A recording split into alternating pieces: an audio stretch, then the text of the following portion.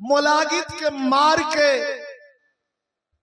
भैया शिक्षा का अभाव, शिक्षा का बड़ा अभाव में रहे। नौवो पहलवा हो कुल रखा लोढ़ा ढोड़ा।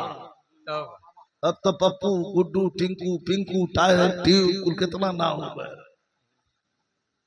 तैयारी तनी एगो बीरस के बिरहा, प्योर बीरस के बिरहा बा। लोरी का सौरू के जीवनी पर एगो अमिट छा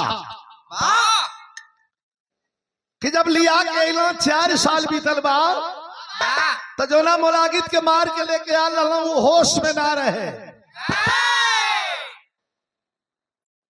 ओकरा मन में एगो खाली बात चलत रहे कि मरलस तो मरलस, लेकिन आइल गौरा से बलिया से आइल रही। ए दादा मरलस तो ठीक कैलस, लेकिन हमारी इज्जत लेके चल गई। जोना लड़की के हम कलाई में धागा बंधे रहे वो के लेके चल गई तो हमारी इज्जत न रहे जी, इज्जत ये लेके चल गई। खटिया धली हलस। अजब खटिया धली हलस तो वही कहे गो चेला निकलल जौना का नाम बतावल गई मनमंता पहलवान। बहुत बड़का पहलवान रहे, बड़ा ओकरा जोर हो गई। आयल गुरु जी का दर्शन करे खातिर अपना मोलागित उस्ताद का कलज के उस्ताद बना तो कीर्षित रह पहलवान रहा। लेकिन अब खाली बाहें फैलावत वाला देखत नहीं की बाह में मांस कल झूठाई ऐसे अरे लोहू लहरता सदा यंग यंग।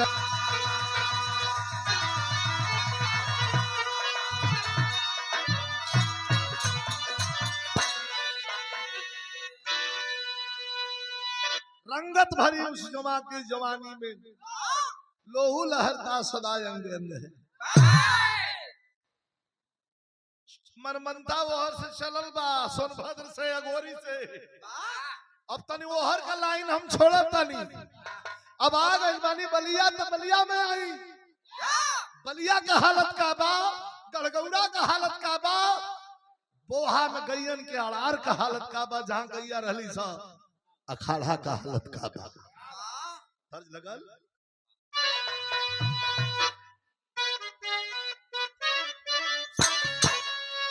हम तो नुसरत फतेह अली खान और गुलाम अली के भी गाइला। बुल्लू गुरु से हमारे विराह रहे सुरेंद्र भाई मुगल सराय स्टेशन पर, तो वंदना हम बोले रही गुलाम अली के गजल। चमकते चांद को टूटा हुआ तारा बना डाला, तेरे पीड़ा के सरगम ने मुझे पागल बना डाला। उठ के गिरल भाई बुल्लू गुरु लिया के 50 रुपया दिला। कहाँ घर रे तू? ये साला कहाँ से आता है? बैठा बैठा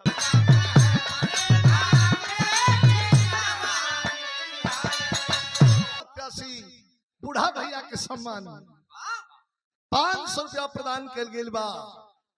बहुत बहुत प्रणाम बा। लेकिन वीर रस के भार बनी आई बलिया के गौरा में कि जंगसाली जवानों, अरे जंगसाली जवानों, अरे तलवार पानी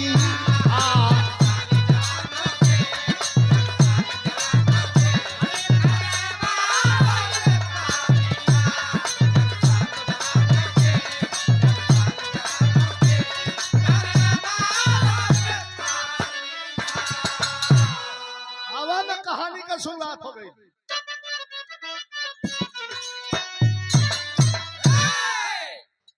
सोनू बाबू के द्वारा 100 रुपया, राकेश बाबू के द्वारा 100 रुपया। इतर कम में रहे बाकी चलत रही सब। ये तर तनी मन वैसे हमारा के ना कोनो फर्क पड़े के हम अब नाच दे रहे तो नाच दे। एगो गवैया रहूं बेचारू ना हूं तो से तो भेंट होई। हमारा गाजीपुर जिला में रंगी भैया रहूं, उनसे विराह होके जब इनाम हमने के ढेर पा जाए तो उनकी डिस्टर्ब हो जाऊंगा। लान लान ए भैया इनके तनी ले जाओ और बिठवा। इ तो जब विराह जमजमाई आ तो ले खीरी इनके रेंग दी। ले जा और तुम पीछे ले जाता। ऐसा जगह बैठावा कि वहां से उनका आवाज यहाँ न आ पावे। अब बोलो यहाँ मत, अब बोल दे तो होने करवा दे। अब गा ले तो उतरत नहीं तो बैठ के खूब हिताई हो। चलो कैसा कहानी का शुरुआत हो गई। यही जैसे कहानी चलल कैसा अरे गौरा हाय शेर समर में सन के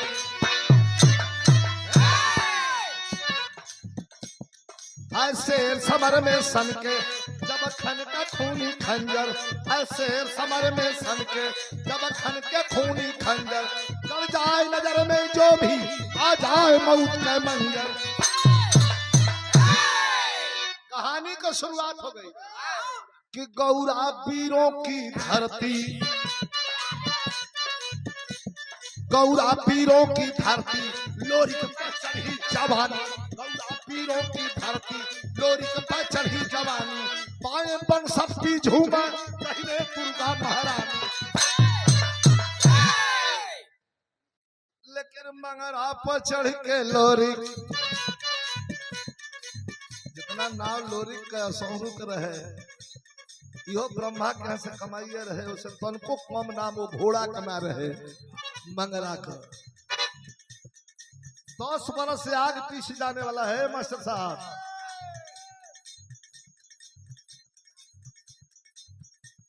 मंगरा पर चढ़ के लोरी जब जब तेगा चमकावे मंगरा पर चढ़ के लोरी जब जब तेगा चमकावे रण छोड़ के भागे दुश्मन छिप छिप के जान बचा। लेकिन बोहा में खनल अखाड़ा बोहा में खनल अखाड़ा जहाँ लोरी चोर यजमावे बोहा में खनल अखाड़ा जहाँ लोरी चोर यजमावे सूरज उगने से पहले 10 कट्ठा रोड चलावे।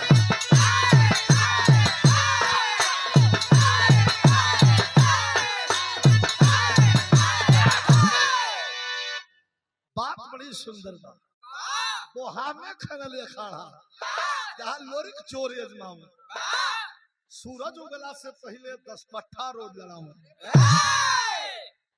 जवानी का शरूर बा सुंदरता कही कि नहीं खे इनके कुछ पता नहीं खे के लोरी के कुछ पता नहीं खे कि हमारा खातिर दुश्मन चलल बा।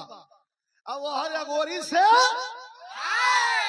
अगोरी से मनमनता मोला गीत का झेला चल दिले बा। ये दुनिया में कहीं हमारे दीवान जी मनीष यादव दीवान जी कन्हैया यादव दीवान जी सम्मान में हमारा श्री बुढ़ा यादव जिला पंचायत सदस्य पद के शानदार प्रत्याशी मनोकामना भगवान पूरा करें आशीर्वाद लगे स्वामी जी गुरु महाराज का 500 रुपए का पुरस्कार देके मान बढ़ोले बनी। एगो तर्ज लग गई प्यारेलाल कवि जी के लिखल गीत बा। एगो हमार फिल्म आवेले टेलीविजन पर हुआ सब देख लो हमारा हमारे भाई का बॉर्डर जना में एगो ईमानदार फौजी के जिंदगी रोल कैले बनी हम वही में हीरो हीरोइन पे एगो गीत फिल्म आवल गइल बा। प्यारेलाल कवि के लिखल गीत कैसे हो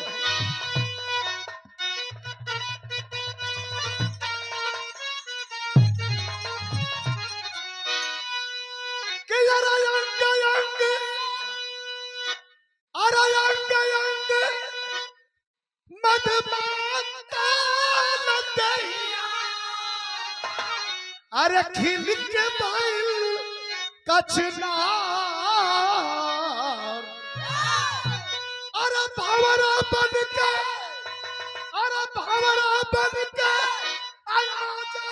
राजा अरे जो तोहार बोले बलमुआ हो मोरे सजनवा हो अरे कब ले करई बाई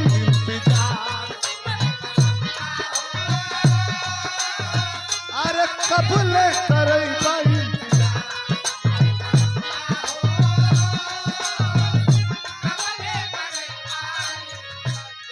हमारे दीवान जी कन्हैया भैया बूढ़ा मनीष भैया दीवान जी हमारे जिला पंचायत सदस्य के शानदार प्रत्याशी बूढ़ा यादव जी के सम्मान में 500 रुपया पुरस्कार बा भैया के हम। अरे वाह मास्टर साहब ये लाइन मास्टर साहब के छुअल से बलमुआ हो ये में तू सरकार लिखले रहा शिल्पी राज से गौले रहा ए पदरवा हो ए पदरवा हो अरे भीगल कजरा गिटार कभी करे से ना लेकिन हाई देखी तेरी बलिया पे आई ऐसे अरे सोर बयल चाहती में लोरी का फिलहाल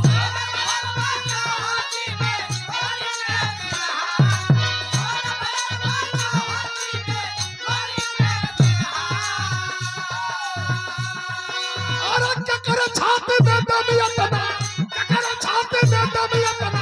रोक दे के ताल गढ़ गौरवा में अरे वही गौरवा में हो कर चले गो वही रे कलाल गढ़ गौरवा में हो कर चले गो यही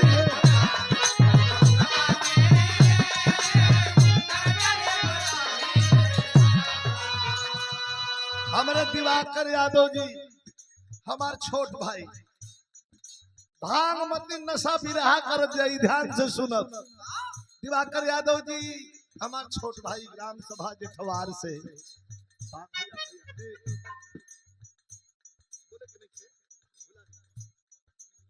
शांति से सुन और ये 100 रुपया पुरस्कार दिवाकर भैया के हमारे बहुत बहुत धन्यवाद नमस्कार प्रणाम जेठवार की धरती से 500 रुपया दिले बानी इधर से हमारे सुरेंद्र भैया का शिष्य बानी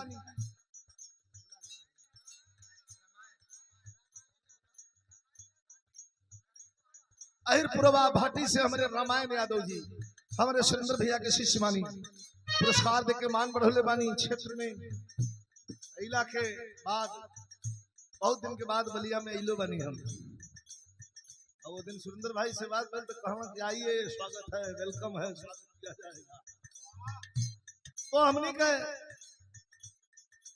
स्नेह बारुआ सबको प्यार बा गढ़ गौरवा में गर्जल एगो हीरे कलाल हाय देखे कवि जी कहता आहा बिरहा में बात संगी बड़ियार के हुना सबसे बड़का संगी सबसे बड़ा दोस्त के संगी हाँ अरे संगी बड़ियार के हुना ओला बड़ा भाई से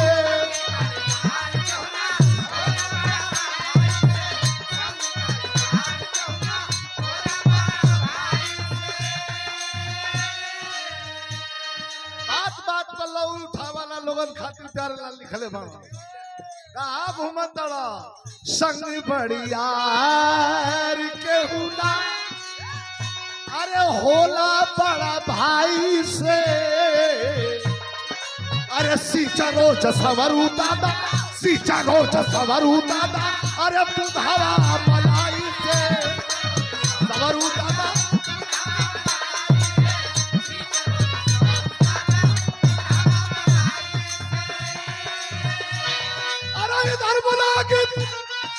इधर बोला गीत का पट्टा मन मनता जोश सभा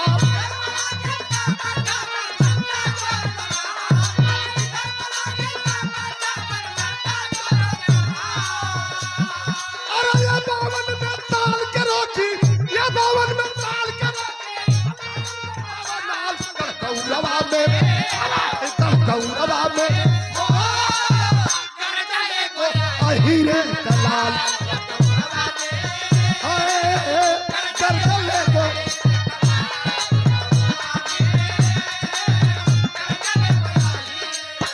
हमारे कन्हैया यादव जी रसोई की धरती से ये फिर 200 रुपया पुरस्कार दिले बनी हार्दिक अभिनंदन बाप प्रणाम इधर मोलागित का पट्टा ध्यान देता ना में इधर मोलागित का पट्टा मन मनता जोश संभाल कोई के चलल कि ये 52 में ताल के रोकी लागल मढ़ावे नाल लेकिन फिर कवि जी तौर पर आइल बड़न गढ़ गौरवा में चमकल एगो हीरे कलाल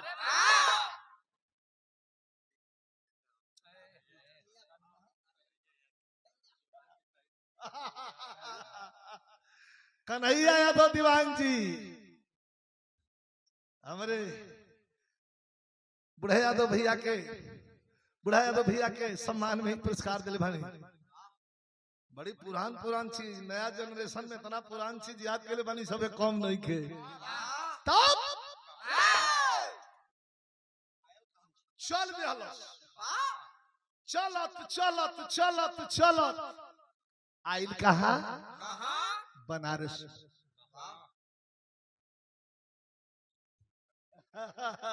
यादव लिट्टी चोखा बहेरी बाजार।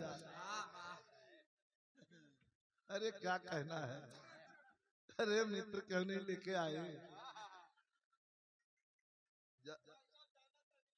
जब बनारस हमने को बैठल जला बात होले तो लिट्टी चोखा का बात उभरे ले। अच्छा मौका था, आज रहल हो तो सब रहूं बात दी कौनो बात नहीं। 200 रुपयों का पुरस्कार। मंजिल थोड़ी सी दूरी है, रास्ता दूरी है, लेकिन दिल का इतना दिल नजदीक है जिसका कोई व्याख्या वर्णन नहीं है। तब मनमनता आयल रामनगर बनारस में पहुंचल जो गईल होई रामनगर किला के सामने। ओकर मंजिल रहे बलिया। चलो गौरा में चल के पोहा की अखाड़ा पर लोरी के पटकब सौरू के पटकब अपने गुरु जी का गुरु दक्षिणा पूरा करो। तबले बिछावे में कुश्ती का दंगल होता है। ध्यान दें भैया, राजा रामनगर को हाथी पर बैठल बानी, कुश्ती दिखतानी, छतरी हाथी पर लगल बे, मैं आलम जुटल बा, लोग लड़ाता, लोग पहलवान लोग। वही में मनमनतावा पहुंच गई मोलागित के चेला। ये भैया गोइल जाके हाथ कलत के हाई का लड़ल कर जा केहू जना आके लड़ल तोर ताबर निक लोग 3 जना गोइला 3 मिनट में तीनों जना के पटक दियल। डेरा गइल मैं पहलवान के री दादा ई साला का खइली बारी धरते पटक देता। तब राजा जी बोला कहला है नहीं बा कहां घर बा। तो पहले समझावत हो कि बबुआ सुना कैसे हो।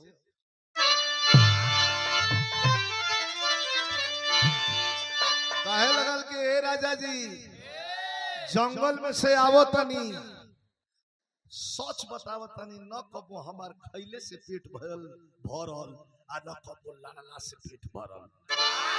राजा जी कहना तो जिसका ना जोड़ मिले पूरे संसार में और उसका मिल जाता भोले बाबा के दरबार में।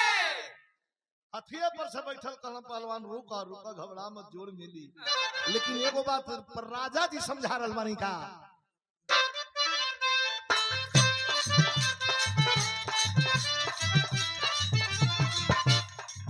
अच्छा 3 चीज नहीं बस में रहेला काका। अरे 3 चीज नहीं बस में रहेला, आगी पानी जवानी।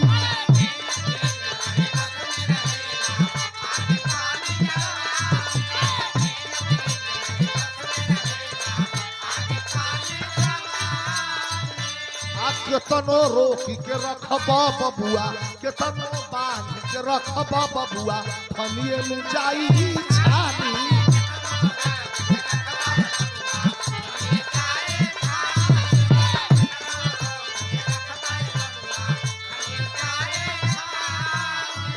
अरे देह में जोर मिलल तनी जुनूनी जोश में रहा।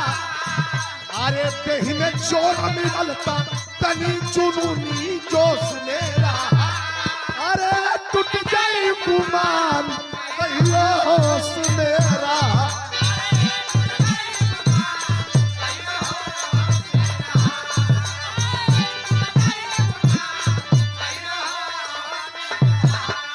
हमारे दीवान जी कन्हैया यादव जी जिला पंचायत सदस्य के शानदार उम्मीदवार हमारे बुढ़ा भैया के सम्मान में दीवान जी प्रधान ठीक है, घबरा मत, हो जाई हो जाई।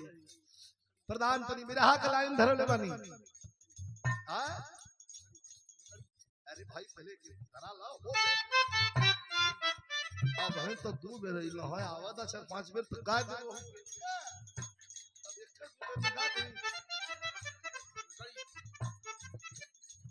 हो जाई आवत आ त ललक बनल रहो, तुरंत आदमी मंगलस, तुरंत देला तो कर इज्जत।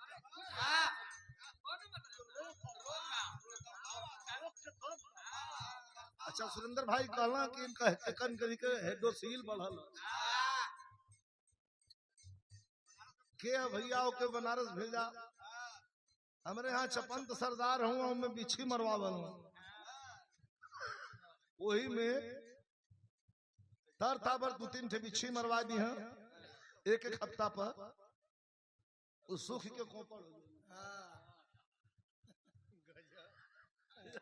उसको लेके आइए मित्र। हाँ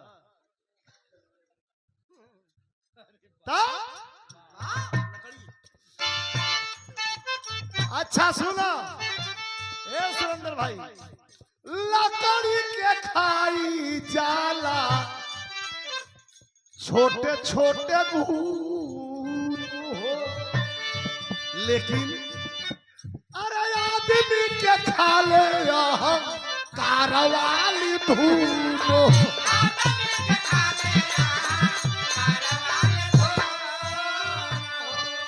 ये देखिए अब वही से लौकल है खुशी। दुल्हे राजा का मम्मी जी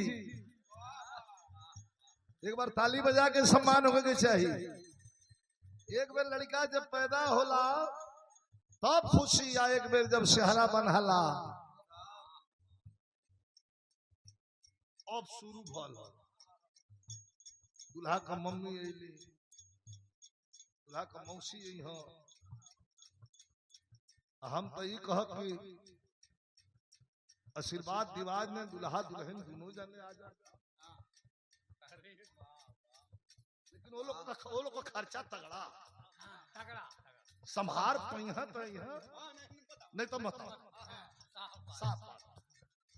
500 रुपया पुरस्कार दुल्हा मुकेश यादव इंजीनियर साहब की। तेरे मजाक होता, अब मजाके में सही कहते हैं, मजाको है या सही कहते हैं, और ना यहाँ तो मजाक बुझ लिया आया तो दुनिया की सही कह। ये 500 रुपया पुरस्कार मुकेश बाबू इंजीनियर साहब की मम्मी जी माता जी की तरफ से 500 रुपया पुरस्कार मिले बाटे। भैया आवाज ना होके, यहाँ तक आवाज ना आवे, कोनो बात हो तेरे से बतिया ली। काशी नरेश कलर के रे पहलवान ये जरा एक हफ्ता रहल, 2 हफ्ता रहल, 3 हफ्ता रहल, हर हफ्ता में हर अतवार की कुश्ती होती है, तनी ध्यान दे। हर अतवार की कुश्ती होती है। कुल लड़वैया डेरा गई बनो सो, आई दादा हमनी के ना लड़ब जा, हमनी के ना लड़ब जा। 1 महीना जब बीतल तो मनमनता कहल तन ध्यान भी रहा पर से न हटे। 1 महीना जब बीतल आई आई हनुमान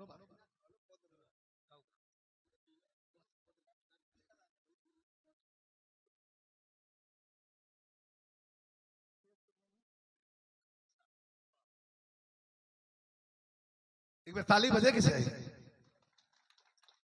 इंजीनियर मुकेश यादव, धन्यवाद उमाचल। इंजीनियर मुकेश यादव जी की माता जी ना, माता जी के द्वारा ये खुशी मंच पर वहां से नीचे से के पैसा भेजवाई दे रही है, लेकिन मंच पे आके यहाँ से खुशी जाहिर के लिए बनी। ऐसे बड़ी यार खुशी बेटा के सर पर सेहरा बांध जाए। अब बेटा इंजीनियर, आज उन्हें लड़की से शादी भइल बा, बहू आइल बड़ी वो इंजीनियर।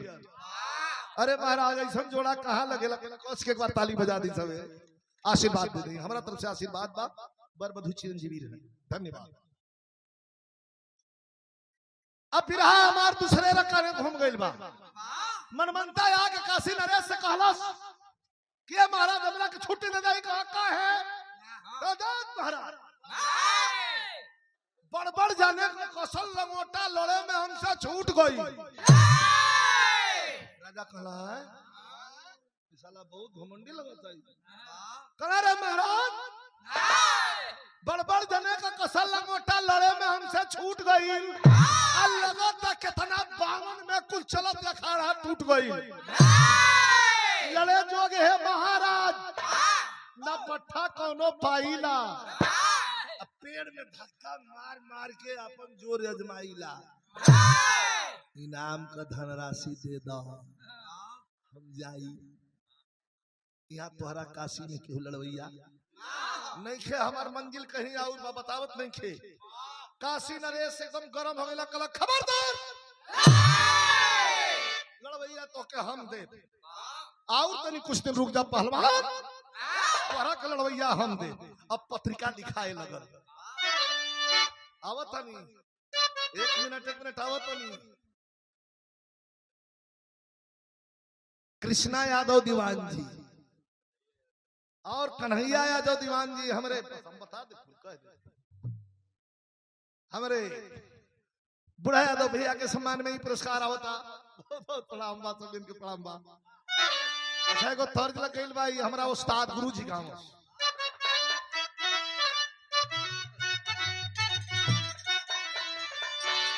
लपेट से ठीक से जा। ए भैया हमारा गुरुजी गाँव है मतलब समझ में ना आएगा। सुरेंद्र के थमावल सुनना से खातिर रे लपेट के ऐसे दे, मुंह न पोछा क्या ऐसे दे सल्ला ओढ़ा क्या करवाई छिलावा है, लेकिन ज्यादा हरे घिंचा लगा।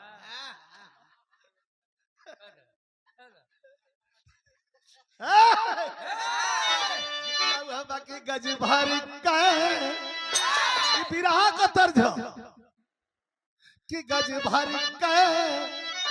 गुजरिया गजब करहो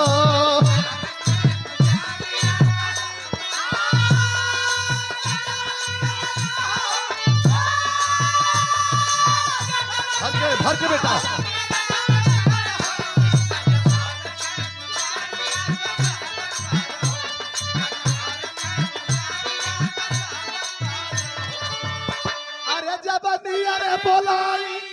जबनी अरे बोलाई अब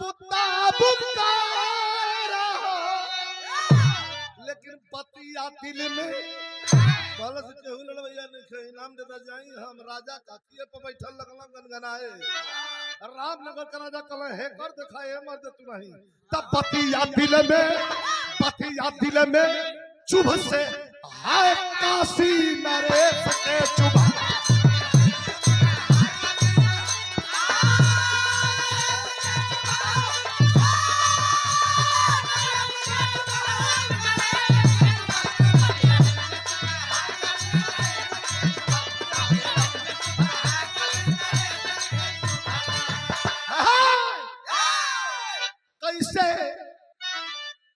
लिखाए लगल।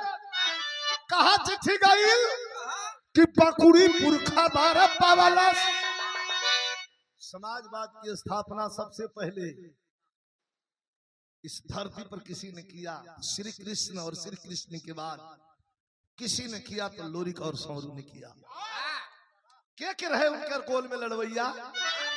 अजय धोबी उस्ताद, वीर बांठा चमार, उतना बढ़ियार के लड़वैया न रहे। शीतल तेली, दुबरी पंडित, रतनुआ भाट चिट्ठी लिखाए लगल। तब बकुड़ी पुरखा बरप्पा वाला से वीर पठावा चमार हो, हटाउली से रतनुआ भाट हो गया।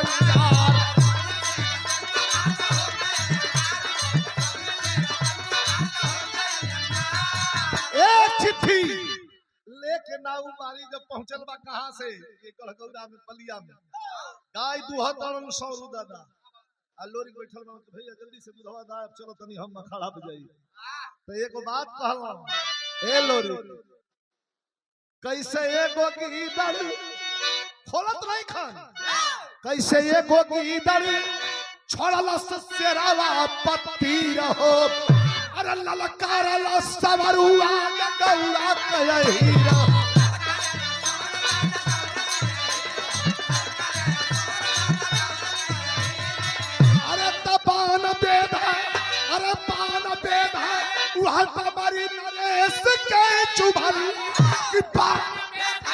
वह हमारी नरेश क्या चुभा रे पति जानती ना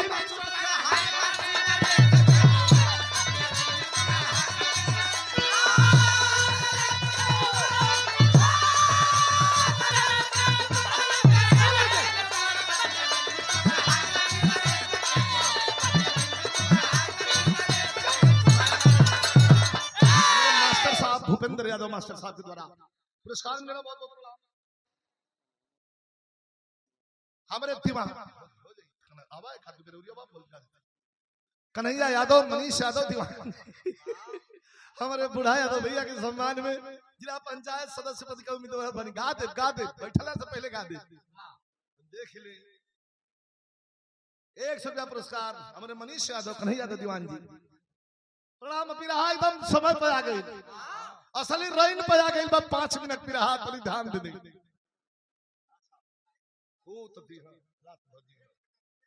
दिखाई हमारे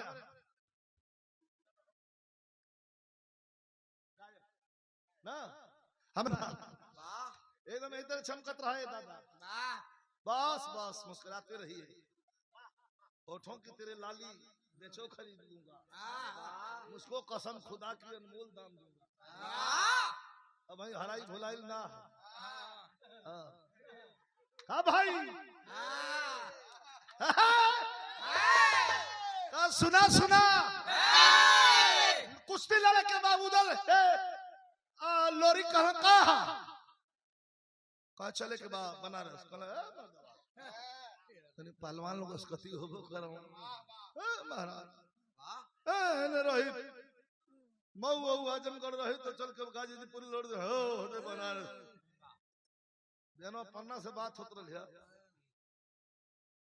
पन्ना से वो बात हमके 1 घंटा हासिल है इथे बिरहा लिखो हम कहलिए ठीक है अभी बताओ लगने के बता दे ऐसा बोलना कला रे भैया हमको बारे पन्ना हमको कमाल है यार, कलाकार तो आई है पन्ना भाई। कहता लड़ा के बाद लोरी कहला कि हम ना लड़ो ना लड़ता तो काहे खातिर रोज पी के रियाज मारता काहे ना लड़बा। वो हमनियों का राजा जो नरेश काशी नरेश का पत्र आइल बा तो उन्हीं के 74 हद में हमनियों का राजा चले की हुई। लेकिन कैसे कहलो मास्टर की उस्ताद का खरीद गीत है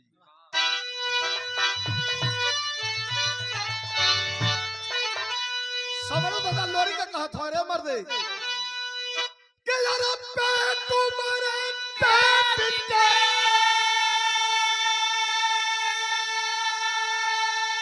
अरे पे तुम्हारे पेट के अनामी मरा नाम के आई अरे आई ये लोरी जवानी कवर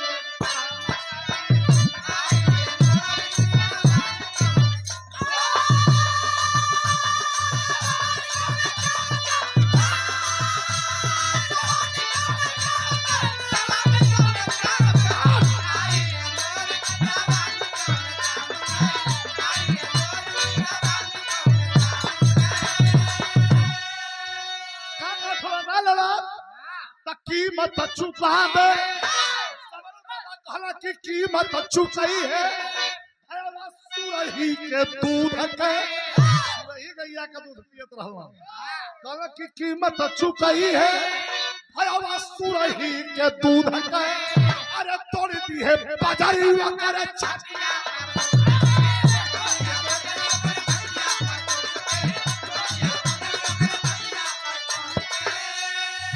मन में रटत रही है मन में रटत रही है पीर हनुमान के आई ये लोग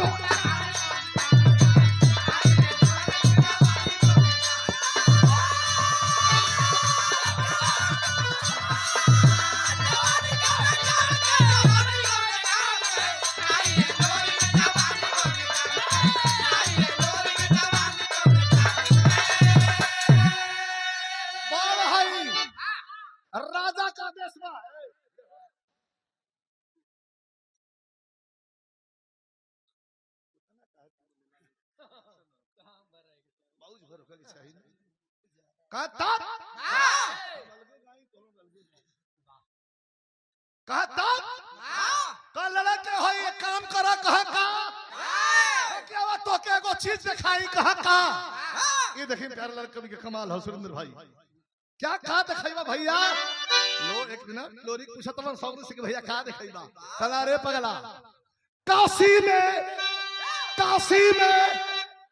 देवर थाने है खड़े कहा कि काशी में देवर ताने है खड़े के कहा शिव त्रिशूल लिया मृक्षाल का फेंका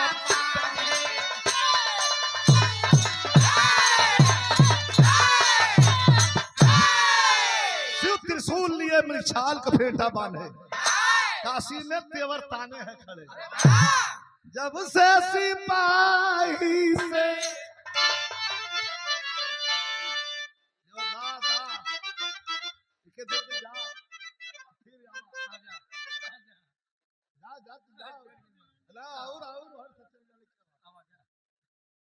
फरमाइश से पर रुकल है हमारे मनीष भैया से जब से सिपाही हवलदार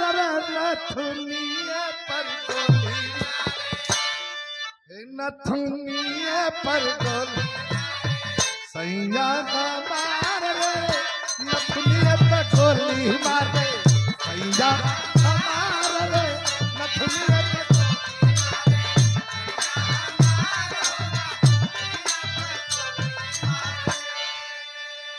कन्हैया दीवान जी 500 रुपया पुरस्कार हमारे बूढ़ा भैया के सम्मान में बहुत बहुत प्रणाम बा बिरहा का लाइन छूट जाई तनी एने ओने भटकत और मौका आई तो फिर दिया जाई धन्यवाद दियाई घबराई मत आवे दा तो दियाई का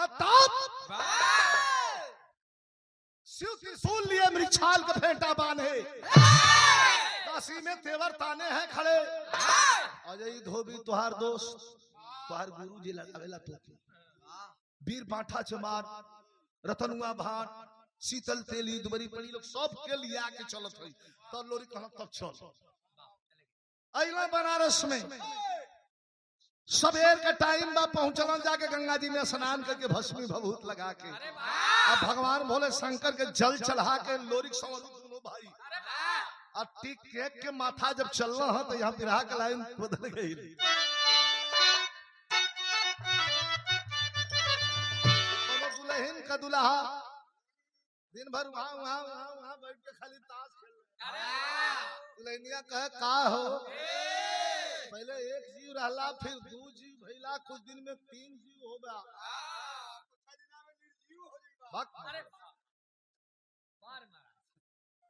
रख रखा बढ़िया रही तब जीव काहे होई चलो चलो थोड़ा तो दुल्हनिया कहने चला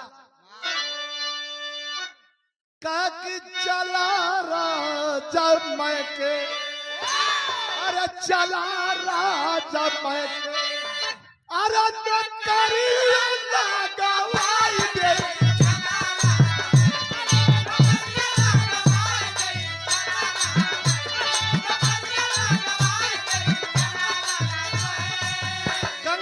स्नान कैलन और जाके शंकर भगवान के जल चढ़ा के अरे चले पीर लोरी अरे बाबू की रमाई के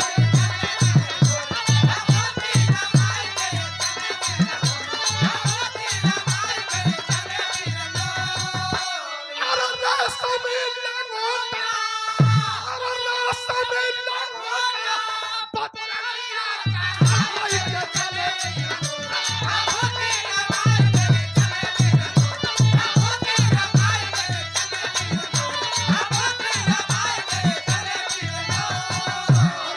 जब गई तब मन मनता दंगल में रहा गुरनाई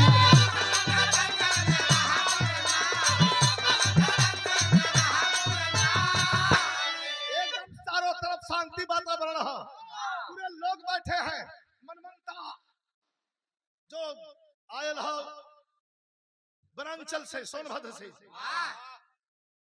अखाड़े पर घूम के काशी नरेश को आके हाथी पर बैठल राजा के ताल देवे लगा केहू नहीं के राजा कहाँ गजब आदमी है यार, साला हमरो के ताल देता हमरे से लड़ी का इनाम का हो कि काशी नरेश तब इनाम रखवा वाला अरे सिर का मुकुट एक गदा तगवा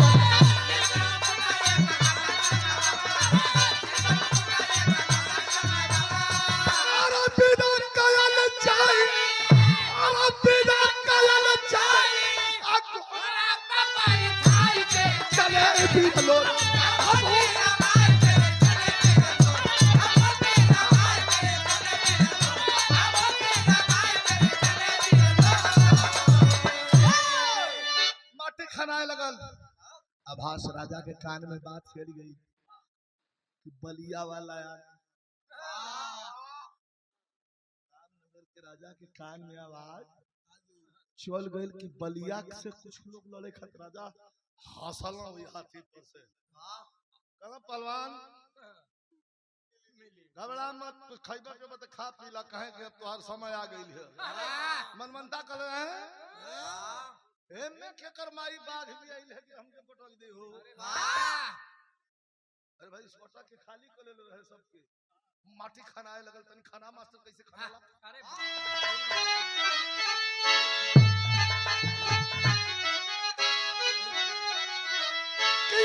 गहिर खनाई अरे गहिर खनाई आया खाड़ा के माटी खाटी पिरावन के मन मनता तब मुसुक मन चाटी खाटी पिरावन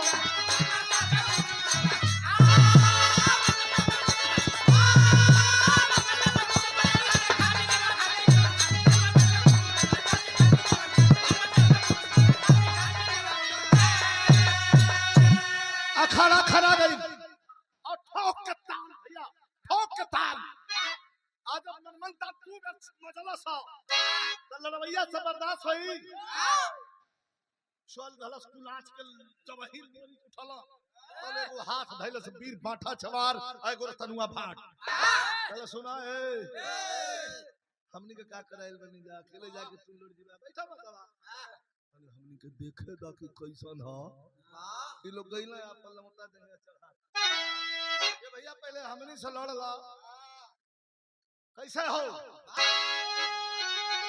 जब पठावा पीर या भात रतन अरे पठावा पीर या भात रतन कुश्ती कैला हार हो काशी नरेश का दिल का धड़कन करे लगल रफ्तार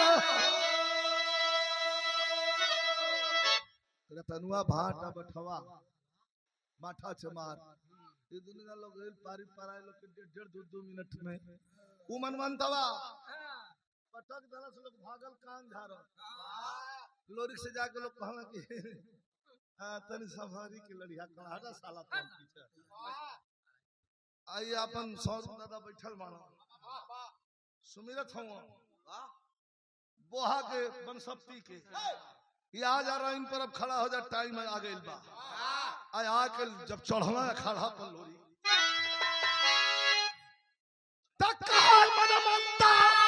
कहा मन मनता अब का के वाटी खाटी पिरावन का और चढ़े अखाड़ा लोरी कहला टाटी खाटी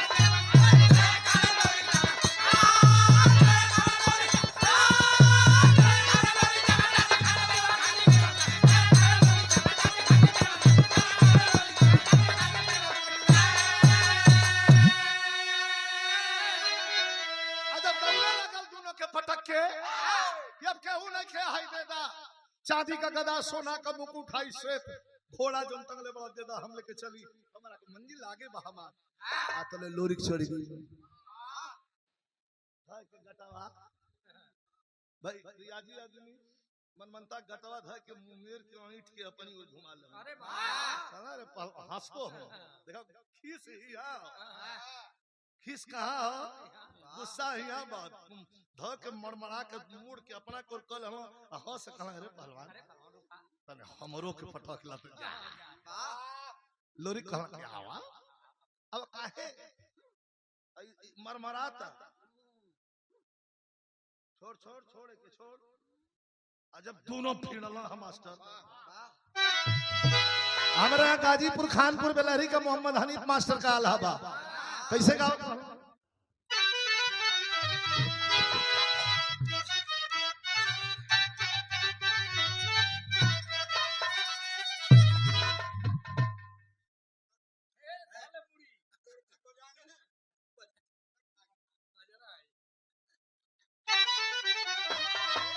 दोनों जब भीड़ गई ना अपना में तने अल्लाह का आनंद ले कुछ खोजत रही ला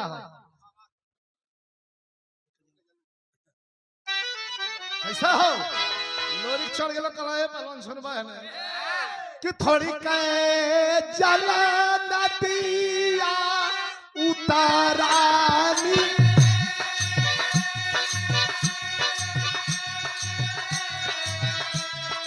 अरे आधा जना का गाड़ी अच्छा लगता यार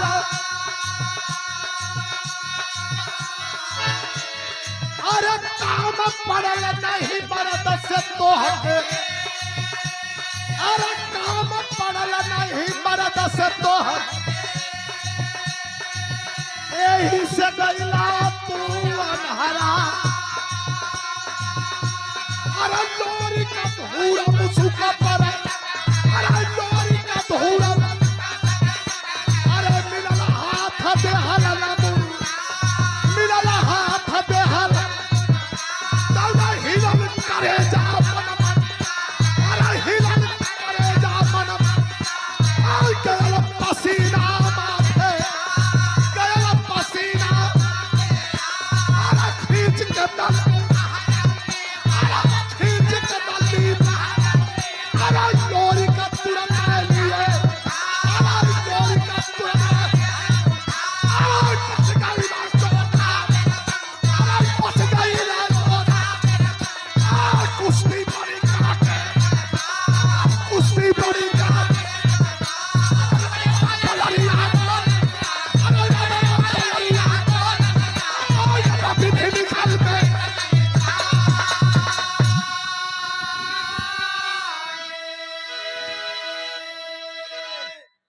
लो खींच के नल्ली बहरल्ली पर लोरी तुरतल लिया था बच गई ना जोधा मन मनता कुश्ती बड़ी कांटे खबा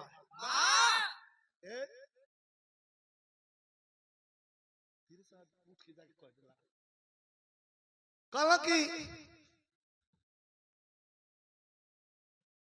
1 घंटा से ऊपर हो गई सौरू दादा के हम नीक रखे लगा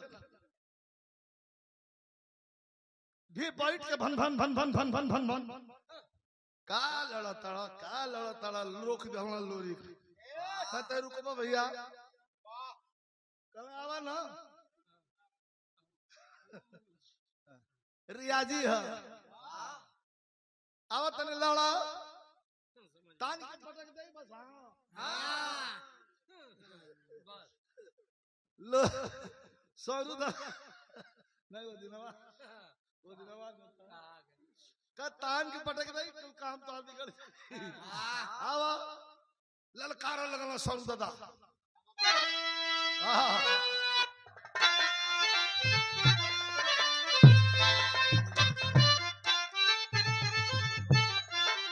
तीन मिनट भी रहा गौर कर लिए हम कहा था दादा कि डूबल चाय नूरी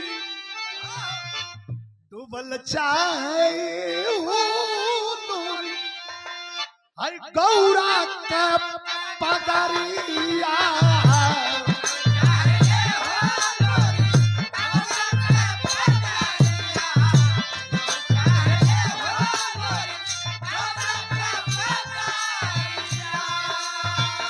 सवरू दादा उठ के कहा गुस्सिया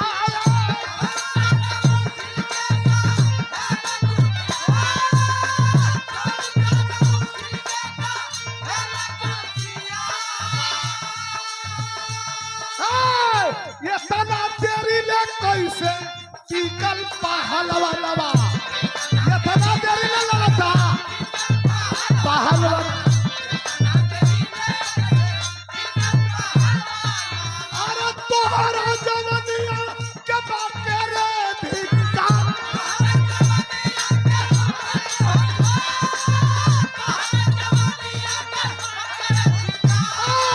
रूठ गईली दुर्गा कि रूठली बनस्पति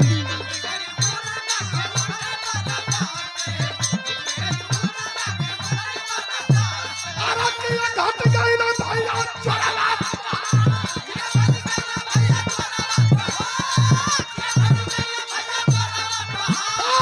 अगिया लगल तहिया लोरी के बदनिया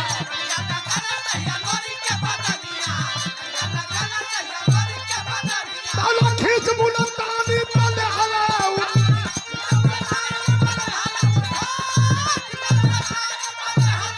ताला तार के पटकलस धरतिया के ऊपर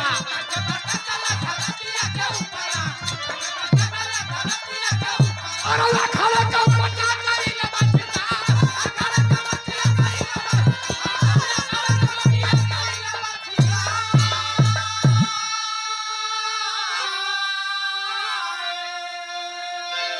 सवरू दादा नीचे से लल कर लो कि रूठ गई दुर्गा की उठली पन शक्ति की घट गई ले भैया जोरवा तोहार अगिया लगल तहिया लोरी के बदन में खींच मुल्तानी पर लिहलस उठाए दान के पटकलस धरतिया के ऊपरा की अखाड़े का मटिया गई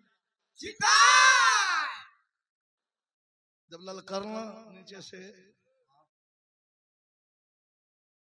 दान के ऊपर से लिया के इतना खोस के पटक दिहलस कि मनमंथवा आधा पर ले उठ के फिर सूझ गल 100 रुपया पुरस्कार मास्टर साहब मुन्ना जी और ये 100 रुपया पुरस्कार इधर से हमारे कन्हैया बाबू दीवान जी मनीष बाबू और सम्मान में हमारे बूढ़ा भैया के सम्मान में पुरस्कार मिलल बाटे बहुत बहुत धन्यवाद तान के पटक दल उठले नहीं खे बोला तो कर लोरी कूट के खड़ा गलन कहे भैया उठा उठा तो नहीं बराऊ गिरल बा कोशिश करत हो मार दलस जला के कमर को जोड़ खत्म रियाजी आदमी को भाई दिखा दाव पर छोड़ जाए तो साढ़ भैंसा पटका जाए अगर दाव पर लौट गए तो साढ़ भैंसा के पटक ले यदि इतना कस के पटक दे रामनगर का राजा वही पर से स्वर्ण मुद्रा सरफी तो झोली में ले लेके फेंका लगा कर बैठ जाओ बैठ जाओ स्वर्ण मुद्रा लेके सरफी झोली में फेंका लगा ताज बांध देहलन सोना का मुकुट चांदी का गदा घोड़ा एगो थमौला तो बरदानी रहलन लोरी वरदान रहल माई भगवती के दुर्गा का कि मंगरा घोड़ा के अलावा कोनो घोड़ा तोहार शरीर का वजन और जलन बर्दाश्त ना करियो शरीर में तेज होला एगो आंगस हल्का होला डहर में जाते हैं पीपर खड़खड़ा जाए तो लगे खेल अरे माई रे हल हल आंगस हल्लुक होला पीपर का पता ही डोल गई झाला फिर राती का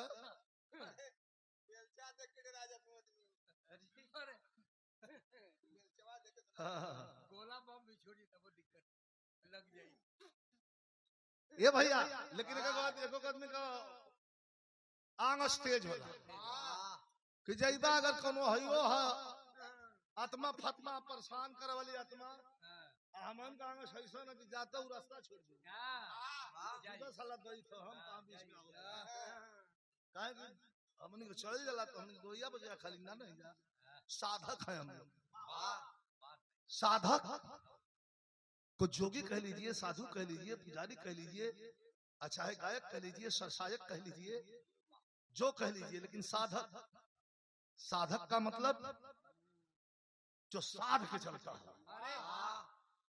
अपनी साधना में विलिप्त हो अमनवे हो अब कही कि हाँ अब कही कि ना महीना में एक दिन पूर्णिमा पड़े ले पूर्णिमा विद्वान लोग बैठल बानी वो पूर्णिमा के दिने हम धरती के कोनो कोना में रही, बम्बईयो रही तो 2 घंटा में उड़ के आ जाई। हमके विंध्यवासिनी के दरबार में ब्रह्मांड नायिका है, जाइला दर्शन करीला, खाली 2 मिनट बतियाइला बस। कि जिस तरह से मर्तबा तुमने दिया है, इस मर्तबा को संभाल लेना, और कुछ नहीं चाहिए। न करोड़ चाहिए, न लाख चाहिए, कुछ नहीं चाहिए, लेकिन जो मर्तबा तुमने बनाया है इसके लिए आता हूं कि कहीं इस मर्तबा पर दाग न लग जाए, इसको संभाल लेना तुम। इसीलिए तेरे पास आता हूं, तुम तो मेरी कुल देवी, ब्रह्मांड नायिका, जो ब्रह्मांड के बीच में स्थापित है, पूरा ब्रह्मांड के बीच में है विंध्याचल। राज राजेश्वरी ब्रह्मा की कलम चलती है उसके इशारे पर। तान के पटकलस धरतिया के ऊपर लगल लगल नारा हर हर महादेव का। किसी तरह से उठ के खड़ा भइल, मन में मन मनतावा के एगो चीज चलता, ये भैया तोहर नाम का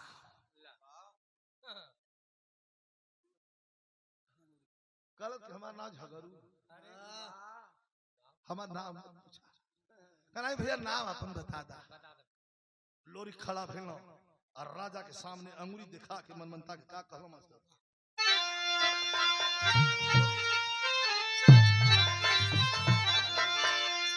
कि अरे कहला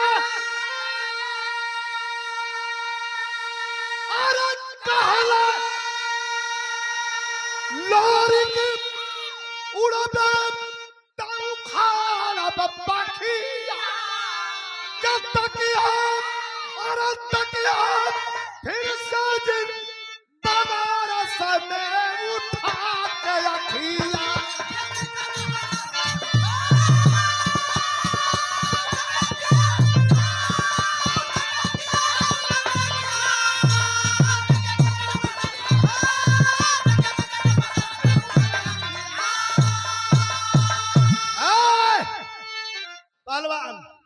पूरा ही बनारस बाटे भक्त भोलेनाथ के, अब तोरे यश घमंडी लोरी कहत हुआ मनमनता के, कि पूरा ही बनारस बाटे भक्त भोलेनाथ, तोरा यश घमंडी खेलावना वनहा।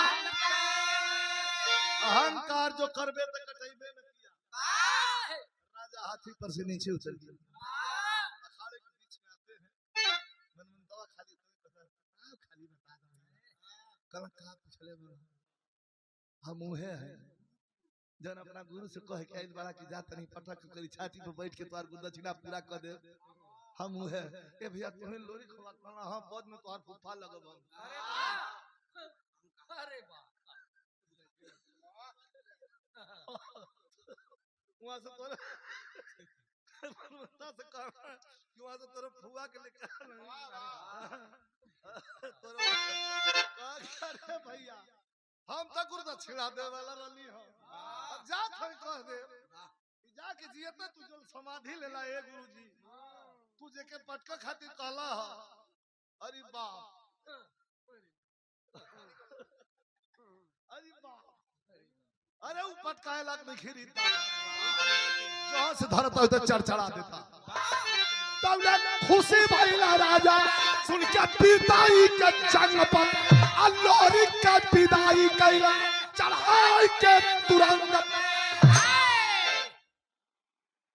स्वर्ण मुद्रा देके, सोना का मुकुट पहिरा के, गदा देके, घोड़ा देके भेजला, कहला कि जा लो भैया इज्जत हमारे इतने कब काल कर हाले ताकत हके। अरे लाग गई मनमनता के तब टक टकिया तकिया फिर साजिद बनारस में।